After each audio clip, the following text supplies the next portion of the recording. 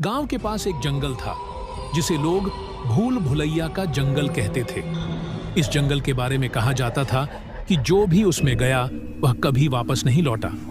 गांव के बुजुर्ग कहते थे कि इस जंगल में बुरी आत्माओं का बसेरा है और रात में वहां अजीब अजीब आवाजें सुनाई देती हैं। रवि, एक साहसी युवक, इन कहानियों को पुरानी अफवाह मानता था। उसने अपने दोस्तों मोहन, अर्जुन और राजू के साथ जंगल के रहस्य का पता लगाने का फैसला किया। दोस्तों ने उसे मना किया, लेकिन रवि ने कहा, हम अब 21वीं सदी में हैं। भूत प्रेत जैसी बातें केवल डराने के लिए बनाई जाती हैं। रात का समय चुना गया क्योंकि लोगों का कहना था कि रात में जंगल सबसे ज्यादा डरावना होता है। सभी दोस्त टॉर्च, खाने पीने का सामान और चाकू जैसे हथियार लेकर जंगल की ओर बढ़ गए। जंगल में घुसते ही उन्हें अजीब सा सन्नाटा महसूस हुआ।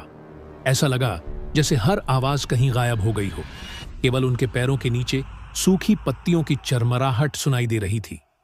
पेड़ इतने ऊंचे और घने थे कि चांद की रोशनी भी जमीन तक नहीं पहुंच रही थी। कुछ दूर चलने के बाद अर्जुन ने कहा, मुझे अजीब सा महसूस हो रहा है, चलो वापस चलते हैं। लेकिन रवि ने उसे मजाक में उड़ा दिया। डरपोक मत बनो, अभी तो हमने कुछ देखा भी नहीं है। जैसे जैसे वे अंदर बढ़ते गए, माहौल और भी भारी होता गया। हवा ठंडी होती जा रही थी और हर कोने से फुसफुसाहट जैसी आवाजें सुनाई देने लगी। कुछ देर बाद उन्हें एक पेड़ के पास एक पुराना कुआं दिखाई दिया। कुएं के पास एक लाल रंग का रूमाल पड़ा था जिस पर खून के धब्बे थे। मोहन ने कहा, यह देखकर लगता है कि यहाँ कुछ गड़बड़ है। ये जंगल सच में अजीब है।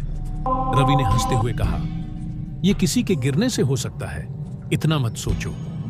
लेकिन तभी कुएं से एक चीख सुनाई दी। यह आवाज इतनी जोरदार और डरावनी थी कि सभी के शरीर में झुरझुरी दौड़ गई। रवि ने टॉर्च से कुएं में झांका, लेकिन वहां कुछ नहीं था।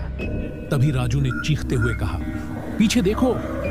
सभी ने पलटकर देखा तो एक सफेद साड़ी पहने औरत, जिसके बाल बिखरे हुए थे, हवा में तैरती हुई उनकी ओर बढ़ रही थी। डर के मारे सभी अपनी अपनी दिशा में भागने लगे। जंगल में हर तरफ अंधेरा था। मोहन और अर्जुन एक साथ भागे, जबकि रवि और राजू दूसरी ओर चले गए। भागते भागते मोहन और अर्जुन ने देखा कि हर दिशा में वही औरत दिखाई दे रही थी। ऐसा लग रहा था जैसे वह उनके साथ खेल रही हो। राजू ने डरते हुए कहा, यह क्या हो रहा है? हमें बाहर निकलना होगा। लेकिन जंगल का हर रास्ता एक दूसरे से मिलता जुलता था। वे बार बार उसी जगह पहुंच जाते जहां से भागे थे।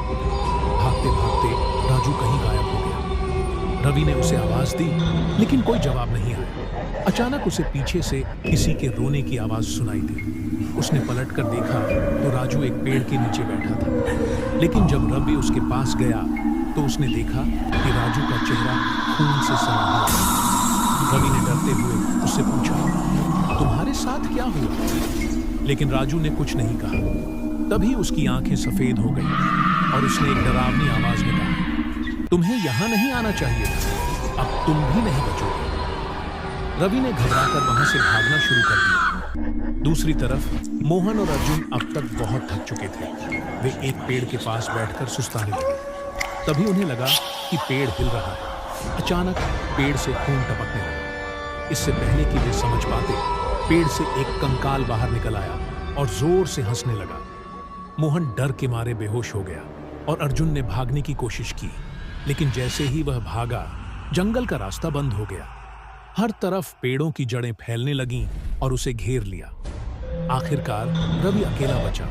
उसने किसी तरह हिम्मत जुटाकर जंगल के बाहर निकलने का रास्ता खोजने की कोशिश की। चलते चलते उसे एक छोटी सी झोपड़ी दिखाई दी। झोपड़ी के अंदर एक बूढ़ा आदमी बैठा था। रवि ने उससे कहा, बाबा, मुझे इस जंगल से बाहर निकालिए। ये जगह भूतिया है, मेरे दोस्त गायब हो गए हैं। बूढ़े आदमी ने कहा, तुमने बहुत बड़ी गलती की है। ये जंगल किसी इंसान के लिए नहीं है। ये उन आत्माओं का घर है जो यहाँ मर चुकी हैं। जो भी यहाँ आता है, उनकी आत्माएं इसे छोड़ने नहीं देती। रवि ने घबराते हुए पूछा, तो मैं कैसे बच सकता हूँ? बूढ़े आदमी ने कहा, एक ही तरीका है, तुम्हें जंगल के बीचों बीच बने मंदिर में जाकर देवी से प्रार्थना करनी होगी।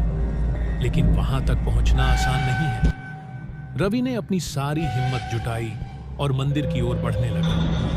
रास्ते में उसे हर तरफ डरावने दृश्य दिखाई दिए।